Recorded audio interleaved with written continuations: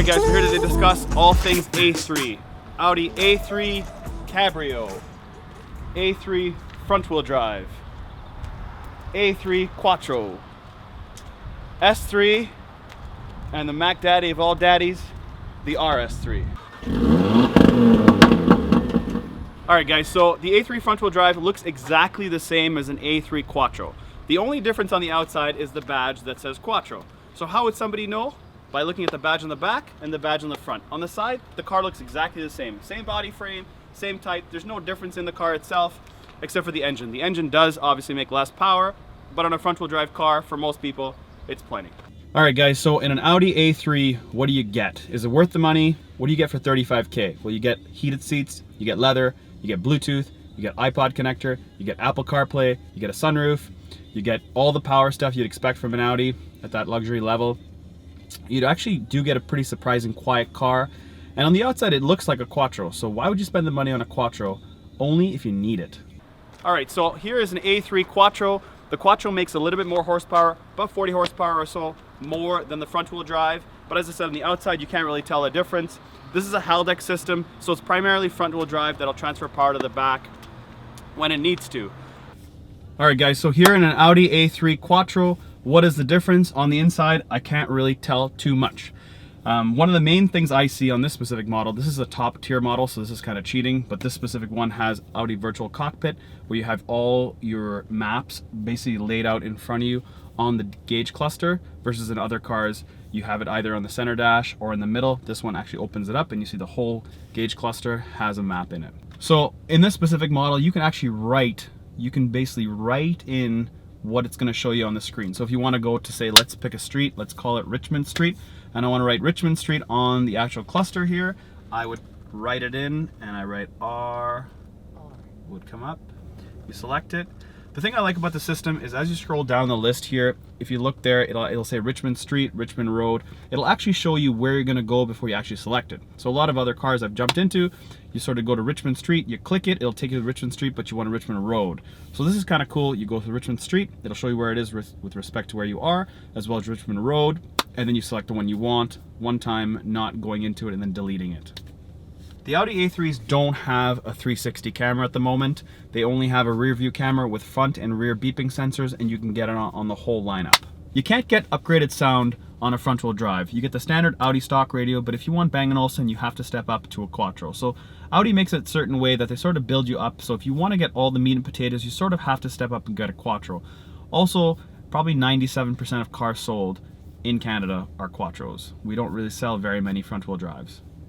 The Quattro A3 provides all the same equipment on the inside and the outside as the front wheel drive. So if you do get a front wheel drive or a four wheel drive, don't discount it. It's just what climate you live in and what type of basically grip you need on the road. If you're going in the city, you're going bumper to bumper to bumper to bumper, then I would say the front wheel drive is plenty. If you're going in long distances, iffy weather, treacherous conditions, I'd buy a four wheel drive. And that's the only difference I would buy the two. On the outside, the cars look identical besides the badge I was talking about. So let's get to the real stuff. Let's move to the S3.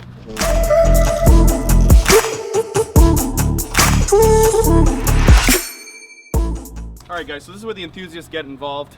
A3 front wheel drive, A3 Quattro, great year-round cars. That's something I would get into if I was just driving from A to B back and forth to work, but if I want to have some fun, this is where I would start. S3, RS3. The S3, if you look at the front grille, it's more aggressive. You've got cutout flares. This one has the black optics, but it's all black on the front. There's no chrome on the car besides the Audi logo. On the side of the car, there's no chrome whatsoever. It's all blacked out. And this is a cheaper car to buy in terms of insurance against a Golf R. So for those looking at Golf Rs, I'd consider an Audi S3. It's got the lines, it's tastefully nicer in my opinion. The inside's not as raw, but I really like the S3 for those reasons. All right, so on the front of an A3, this doesn't have a sport package, so there's no honeycomb meshing anywhere here. It does have some chrome on the front grille here, versus an S3 does not have any of that, but it actually does have a totally different lower bumper. So this bumper is totally different on an S3. On the S3, we also have red brake calipers, where on our conventional A3 you don't, just have regular brake calipers. They're not colored. On the side here of an S3, you have side skirts that flare out on the whole car. versus on an A3 you don't. And one of the biggest differences is on the back of the cars. The S3 really gives it the diffusers.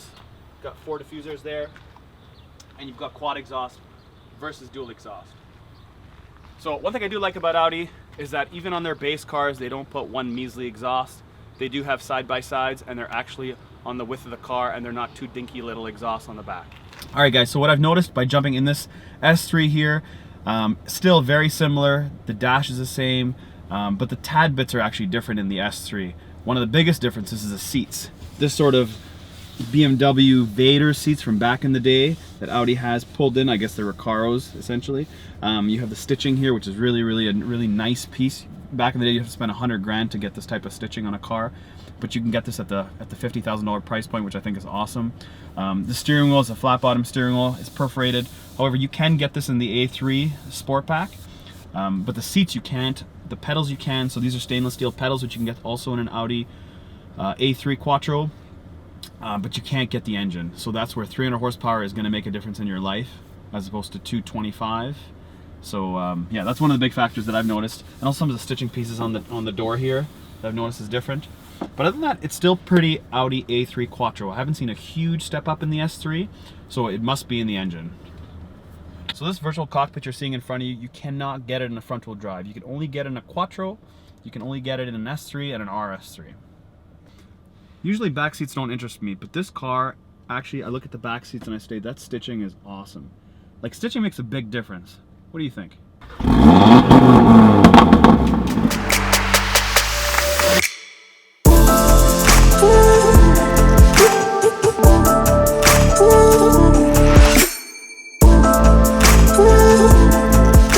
So what we've all been waiting for, the RS3. What does the RS3 look different to the S3? And here, I'll show you right now. The front bumper is the big factor right here.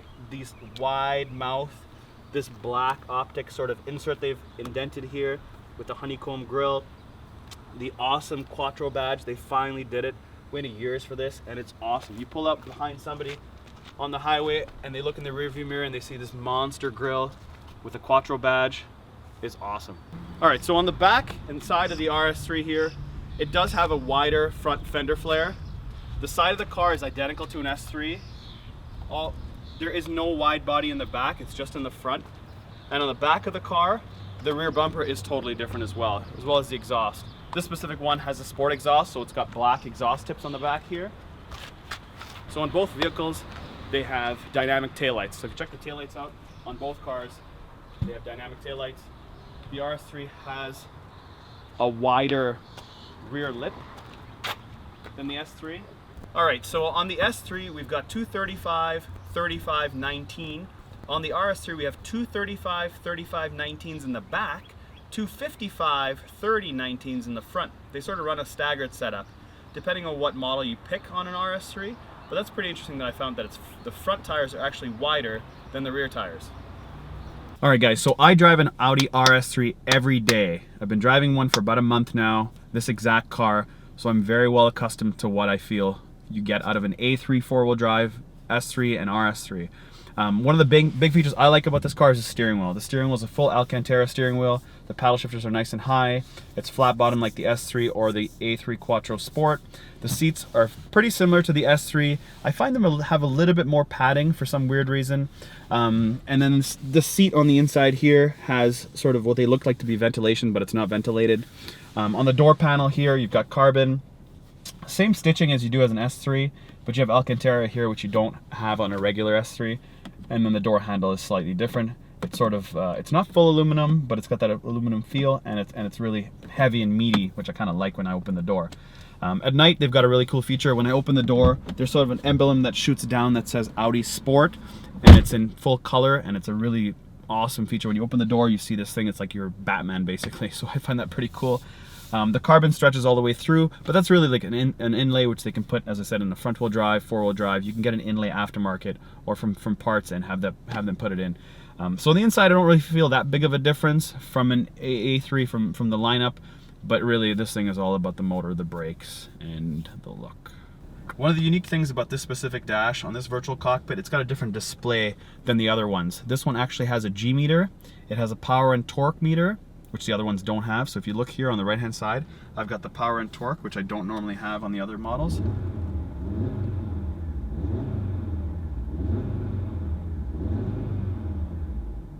And a boost gauge. Alright, so we're in the A3 cab here with a sport package where you get bolstered seats just like the A3 Quattro. Similar seats to an S3, but they're actually flared out differently here. They don't pull out all the way, they actually tuck in a little bit here. But they are bolstered and they do actually pull out, so for taller people you get that extra lower leg support.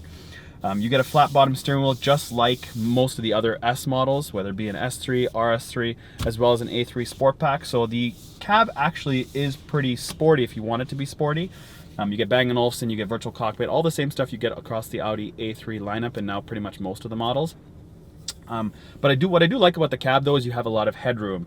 I'm not a very tall guy, and my seat is actually fairly higher. So if I put the seat down a little bit, I actually probably do have, let's say here, probably a good, I would say 6 inches, 5.5, 6 inches, which is actually pretty good for a Cabrio. Usually Cabrios are a little bit cramped, but I like the space. This is a very airy car. I wouldn't say if you're 6'5", you'd fit in the back of this cab, but me being 5'8.5", almost 5'9", I seem to fit pretty well. I could probably sit in the back of this car for about maybe 2 to 3 hours, and after that I'd probably get leg cramps. I probably wouldn't want to sit in here any longer, but there's enough space to sort of bring, you know, grandkids and stuff like that with you. And as I said, my headroom I'm just about touching. Just about. This little toupee here is about to touch. Yep, there we go. Alright guys, so you saw the A3 cab, you saw the A3 front wheel drive, A3 Quattro, S3, RS3. Let me know your thoughts below, which you'd buy, what parts you liked about the video, what parts you didn't like about the video, what parts you liked about the car, what parts you didn't like about the car. Hit the buttons, like, let me know your thoughts. Thanks guys.